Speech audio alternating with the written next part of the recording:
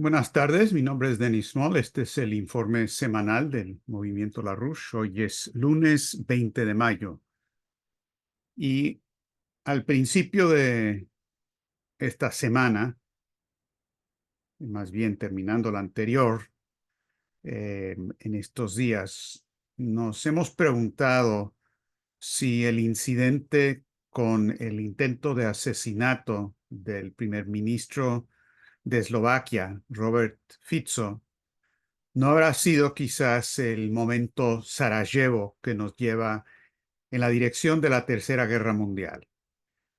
Nos preguntamos eso porque, como ustedes se acordarán, en el caso del famoso incidente de Sarajevo, que fue cuando un supuesto asesino solitario, desquiciado, asesinó al archiduque Francisco Fernando de Austria. Eso fue el 28 de junio de 1914. Y todo el mundo reconoce ese incidente como lo que desató, fue la mecha que prendió la bomba de la Primera Guerra Mundial. Fue el incidente que ya después de eso nadie lo podía parar. Y como todos los elementos están ahí para una posible Tercera Guerra Mundial entre Estados Unidos, Londres, OTAN por un lado y Rusia, China por otro lado, tenemos que preguntarnos respecto al incidente de Eslovaquia con Fico, ¿cuál es verdaderamente la implicación estratégica de esto? Y la pregunta fundamental siempre en estas cosas es cui bono, ¿quién se beneficia por lo que ocurrió? Al principio, los funcionarios de Eslovaquia dijeron que se trataba del caso de un asesino solitario, un lobo solitario. Pero inmediatamente ellos mismos dijeron que no, que hay mucho más bajo investigación, que formaba parte de varios grupos y que curiosamente a 2 días del incidente, alguien, y no se sabe quién, había borrado todo el Facebook y todas las páginas electrónicas y medios sociales del señor Cintula, que es el individuo que realizó lo que iba a ser y querían que fuera, obviamente, un magnicidio. Disparó a quemarropa 5 veces y afortunadamente no murió Fico. Hay quienes dicen que la intención ahí había sido de que no solamente moriría Fico, sino que también Cintula moriría, como han ocurrido en otros casos. Pero no fue así y nos quedamos con la pregunta estratégica fundamental, si este incidente realmente no va a o no está diseñado a desatar toda una guerra mundial. Y ahorita vamos a ver por qué, el porqué de eso y cuáles son las condiciones. Junto con eso, en estos últimos días, los últimos 2 días, tenemos dos acontecimientos políticos de gran importancia, en cada caso, complicaciones.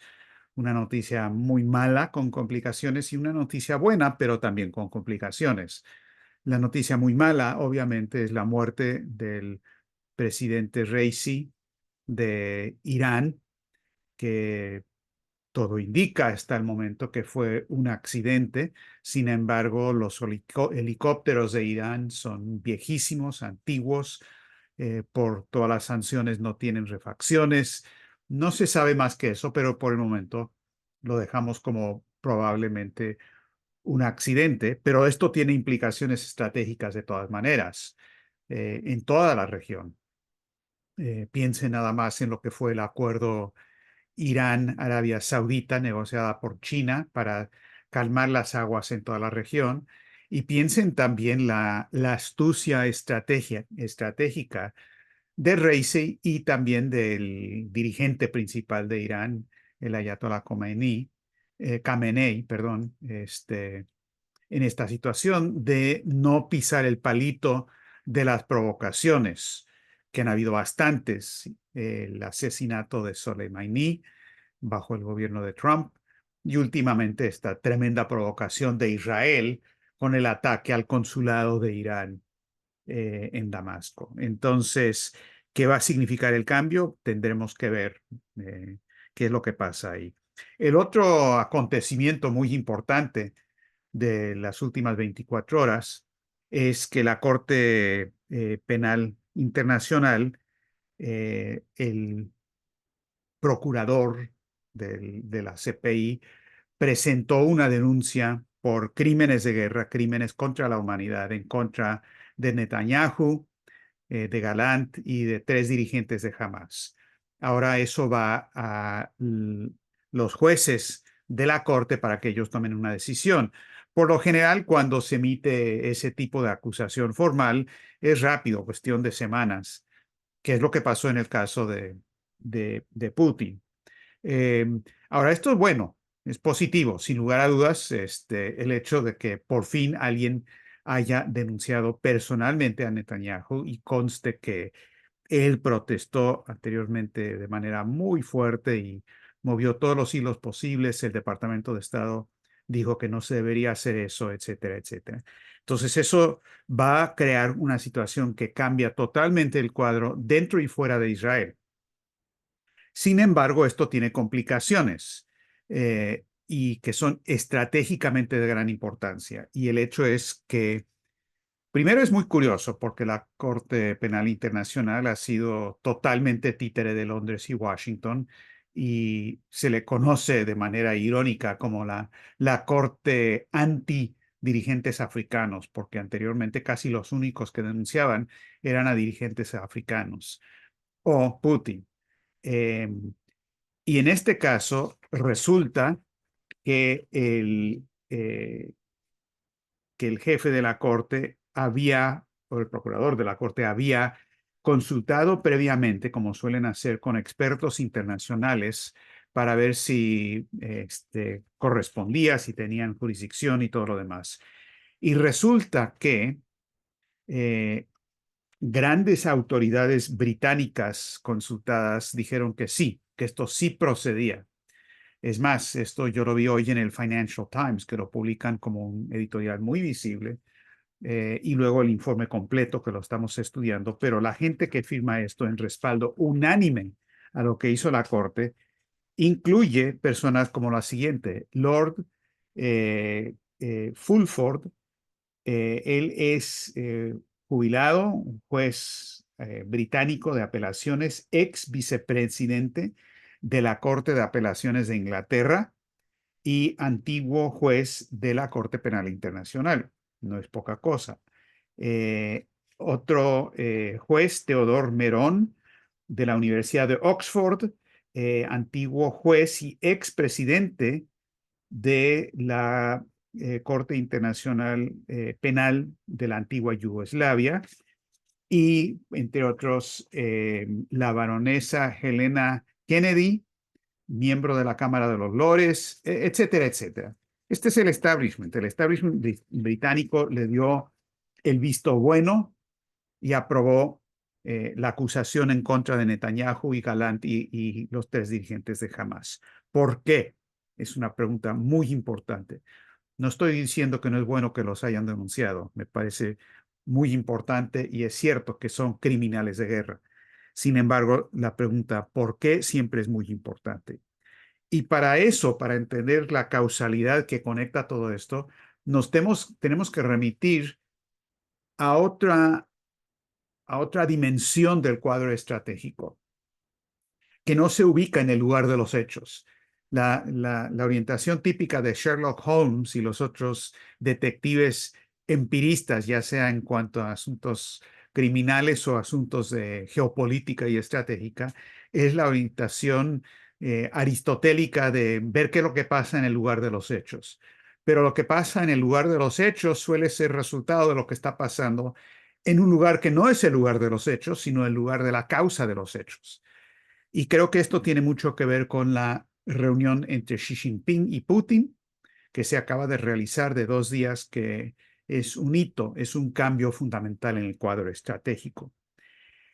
El propio Financial Times, que es el portavoz de Londres, antes de la reunión había sonado la alarma sobre lo que podría pasar en esa reunión.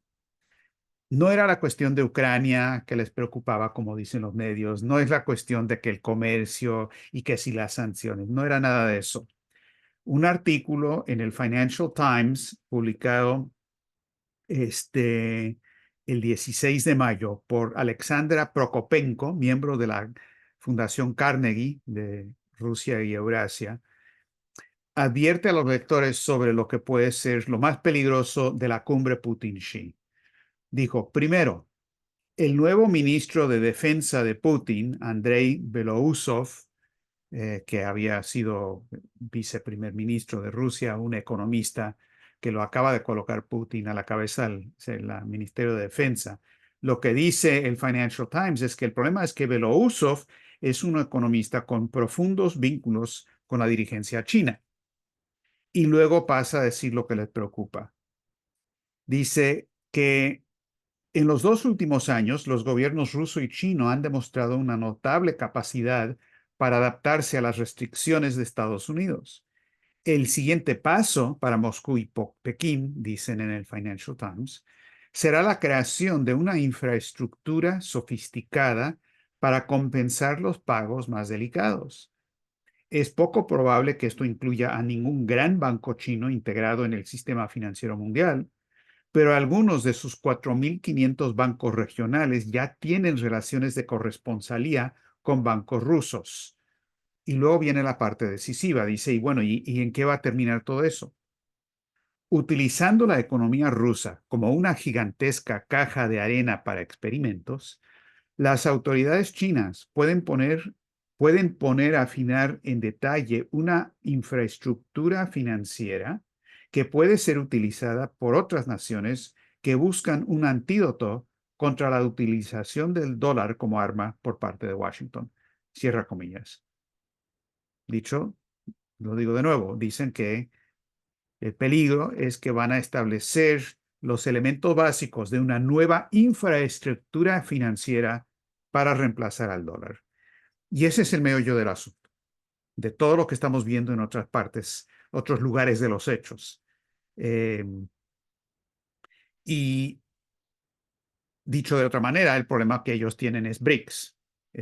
Son los pasos en la dirección de este tipo de nueva infraestructura financiera internacional de los BRICS que está en juego. Ahora, ¿cómo se conecta esto a la situación de Eslovaquia? Bueno, es bastante directo y obvio. Fico se había opuesto tajantemente a la guerra de Ucrania. Él había dicho que Eslovaquia no iba a proporcionar ayuda militar. Dijo que se oponía a la guerra. Dijo que es mejor negociar la paz durante 10 años y detener las operaciones militares que dejar que ucranianos y rusos se maten entre sí durante otros 10 años sin resultados. Dijo que vetaría la posibilidad de la candidatura de Ucrania a la OTAN, y está la cita de Fico, porque esa es exactamente la base de la Tercera Guerra Mundial y nada más. Fico además es la persona que reveló que había habido una reunión privada de los países de la Unión Europea y que Emmanuel Macron, el presidente francés, había llegado ahí con documentos privados, restringidos, como dicen.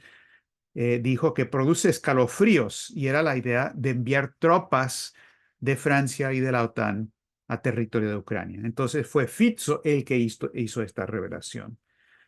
Entonces, después del intento de asesinato, el Daily Telegraph y otros medios británicos dijeron claramente como querían que esto se entendiera y dijeron el problema de Fico es que él es prorruso y él mismo ha polarizado la situación de Eslovaquia y ahora pues está cosechando lo que él mismo sembró. Sembró odio y ahora le toca. Dijo que ha presidido por un cambio de los valores prooccidentales a las simpatías cada vez mayores con Rusia desde su victoria electoral el pasado septiembre. Desde la invasión de Ucrania se ha acercado mucho más a Víctor Orbán, el mandatario de Hungría, cada vez más afín a Putin. Entonces, la línea, la disque narrativa que están presentando es que hay dirigentes europeos prorrusos y que van a caer, que van a sufrir revoluciones de color, van a haber desestabilizaciones y si eso no funciona, pues siempre está la posibilidad de una operación más dura, es decir, asesinato, como es lo que trataron de hacer en el caso de Fitzo. Ahora, eh, esto lo tenemos bajo investigación y creo que para la semana que viene les voy a poder dar datos mucho más detallados sobre todo este aparato.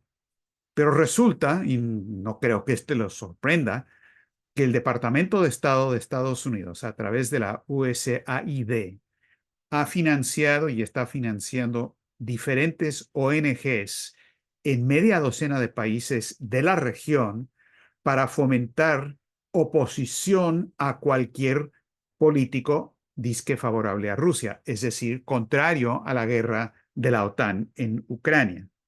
Es el caso de Hungría, es el caso de Eslovenia, es el caso de Serbia, es el caso de Moldova, y están llevando a cabo revoluciones de color, o es lo que quieren lograr, son revoluciones de color, y esto los tiempos se están acelerando porque dicen que quieren lograr esos cambios o por lo menos desatar caos antes de las elecciones del Parlamento Europeo que se van a realizar en toda Europa entre el 6 y el 9 de junio. Es decir, estamos a 2, 3 semanas máximo de estas elecciones y lo de Eslovaquia simplemente es el comienzo de este tipo de operativo. Las razones por las que están entregando dinero en cantidades significativas, adecuadas para ellos, como siempre lo habían hecho a través de Proyecto Democracia, la NED, o a través de la contraparte republicana, la IRI. Esto se remonta a los 80s y 90s, pero ahora están haciendo esto especialmente en esta parte de Europa Oriental, en estos países, para, dizque ellos, contrarrestar la desinformación prorrusa. Ahora, esa frase de contrarrestar la desinformación es exactamente la declaración de la misión de la CCD de Ucrania, o Mirotvorets, los asesinos, o Molfar, que hemos denunciado. Es decir, es el aparato controlado desde fuera para realizar operaciones de desestabilización y de asesinato bajo control de los centros angloamericanos. Y eso es lo que está ocurriendo. En este momento hay, si lo vemos bien, casi una docena de países que de una manera u otra están sufriendo este proceso de desestabilización eh, y de operaciones de este tipo de revoluciones de color. El comentario de un ex asesor de seguridad del primer ministro de Grecia, el ex primer ministro Andreas Papandreou, el asesor se llama Dimitris Konstantakopoulos. Eh, Su reacción a lo de Fitzo es lo que han dicho muchos, pero lo dice de una manera muy clara. Dice, lo que la gente pensará en todo caso en toda Europa es que esto, lo de Fitzo, es una señal para cualquier político que quiera discrepar de las principales políticas de la OTAN y de la Unión Europea, que tiene que tener cuidado de no ser asesinado. Entonces, esto dice que lo que sigue diciendo es que esto coincide con lo que han hecho anteriormente. Dice, les recordaré que ya han volado el gasoducto Nord Stream y también hemos tenido el asesinato o intento de asesinato de periodistas y políticos rusos dentro de Rusia. Y han proferido ya amenazas en privado al primer ministro húngaro, Víctor Orbán, de que su economía será destruida si veta la candidatura de Ucrania a la Unión Europea. Ahora, eso inmediatamente en torno al incidente de Sarajevo, pero no es eso nada más, porque también estamos en vísperas de la reunión de la OTAN, de la cumbre de la OTAN, en julio, del 9 al 11 de julio, en Washington, en condiciones en que Ucrania está perdiendo dramáticamente la guerra. Digo dramáticamente simplemente para decir que la gente ya no lo puede negar. Y tienen un problema muy grande aquí, porque eh, con todas las armas que están enviando a Ucrania, eso no es suficiente a estas alturas. El canciller británico Cameron había dicho ya la semana pasada que Ucrania podía usar los misiles de largo alcance de los británicos para atacar a Rusia. Y esta semana Blinken de Estados Unidos básicamente dijo lo mismo.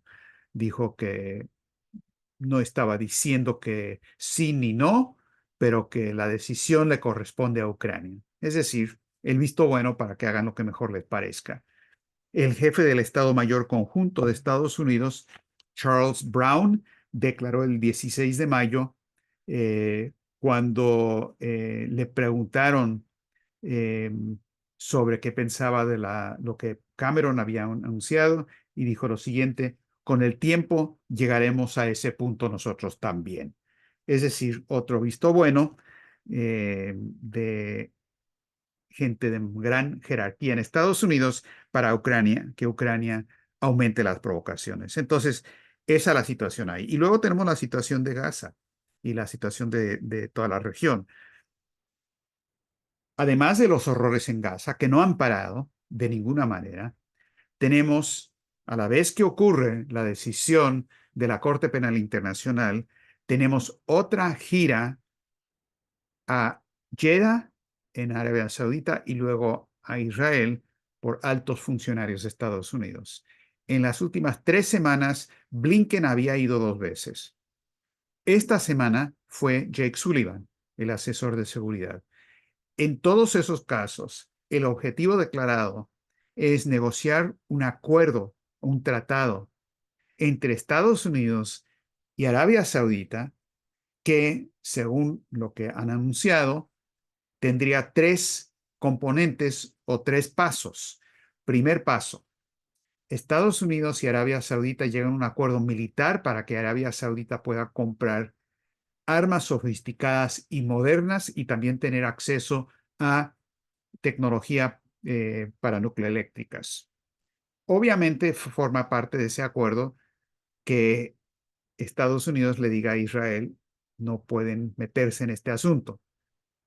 Paso número 1. Paso número 2. Arabia Saudita reconoce a Israel, cosa que no han hecho, hacer lo que hizo Egipto. Paso número 3, porque Arabia Saudita no va a hacer eso si no logran el paso número 3, que Israel reconozca a Palestina como Estado y que se empiece el proceso de moverse en la dirección de una solución más estable para la región.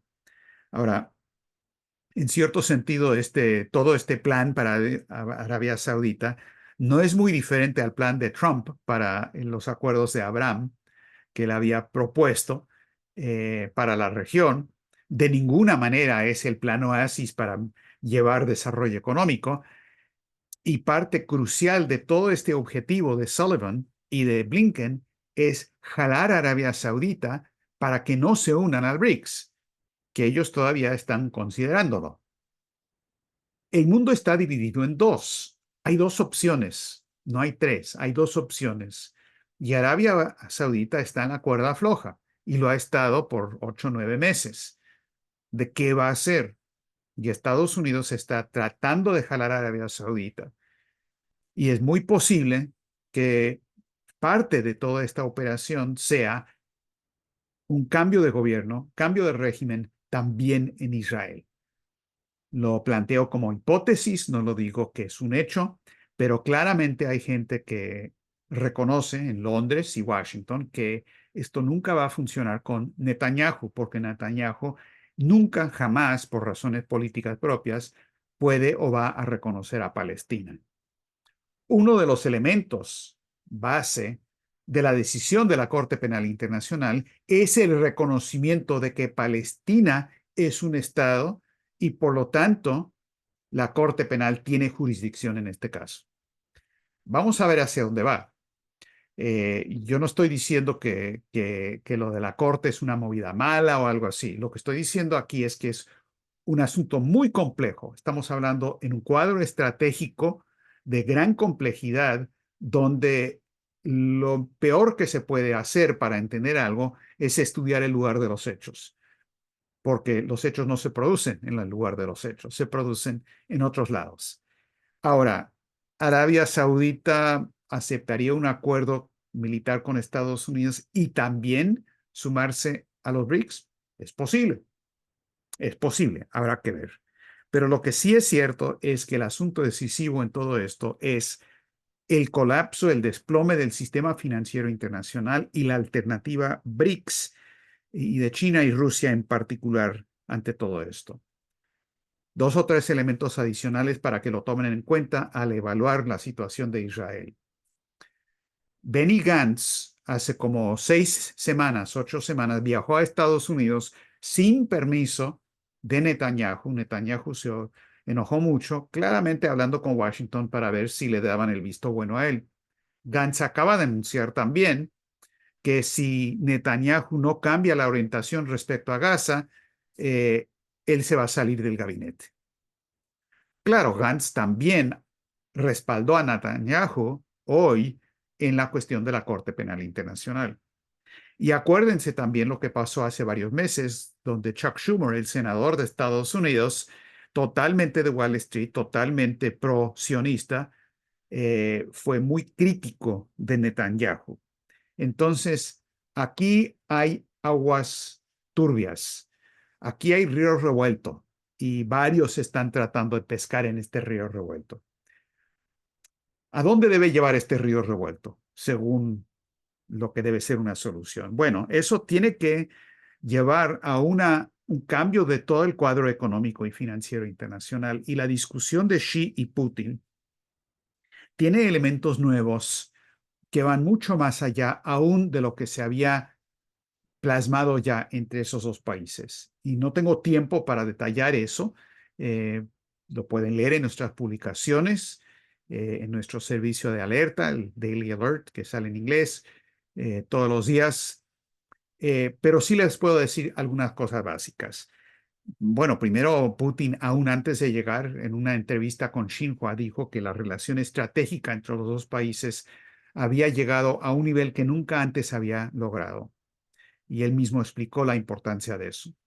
Segundo, hay acuerdos económicos y científicos entre los dos países que es la parte decisiva de los acuerdos que se lograron. Por supuesto, hablaron de Ucrania, por supuesto, hablaron de muchas cosas, pero las discusiones en la ciudad de Harbin en particular, que es un lugar muy importante conectado a Rusia y todo lo demás, es donde los dos presidentes se sentaron para hablar de la coordinación de las economías en el aspecto de ciencia y tecnología en particular, donde ambos presentan la idea de que el motor del desarrollo económico es el avance tecnológico y por lo tanto científico. Ahora, Xi Jinping, en algunos de los estudios más recientes que han publicado en las revistas teóricas del Partido Comunista de China, ha explicado el concepto que él ha estado manejando recientemente de que esta etapa de desarrollo en China es de las nuevas fuerzas productivas. Bueno, esa frase podría significar muchas cosas. Es una referencia clara a terminología marxista de las fuerzas productivas o las fuerzas de producción y todo lo demás. Pero Xi Jinping lo explica de que él está hablando de la manera en que la introducción de tecnología y de la ciencia tiene un efecto disruptivo, esa es la palabra que él usa, disruptivo en el proceso económico. Disruptivo en el sentido positivo, de que provoca un cambio de los parámetros existentes para lograr un salto de etapas, para también ponerlo en terminología marxista. Ahora, esta idea es muy avanzada en realidad y se empieza a asemejar a algunas de las ideas que Lyndon LaRouche desarrolla cuando presenta la densidad relativa potencial de población como la única métrica verdadera de la economía física, ya que los avances en tecnología producen cambios paramétricos, cambios de la manera en que se mide la economía porque produce exactamente eso, elementos disruptivos que causan un salto tecnológico y que no se puede medir una plataforma tecnológica con la otra, no con las matemáticas normales. Se requiere la matemática de Riemann, tal y como la RUS lo desarrolla. Entonces, que yo sepa, Xi Jinping y Putin no hablaron de Riemann, pero sí han hablado, tanto Putin y también en China de esto, de Vladimir Vernadsky y las ideas de Vernadsky como una cuestión clave para entender cuál tiene que ser el desarrollo biogeoquímico del planeta en su totalidad. Entonces, estos son los elementos verdaderamente interesantes en el cuadro estratégico que está cambiando.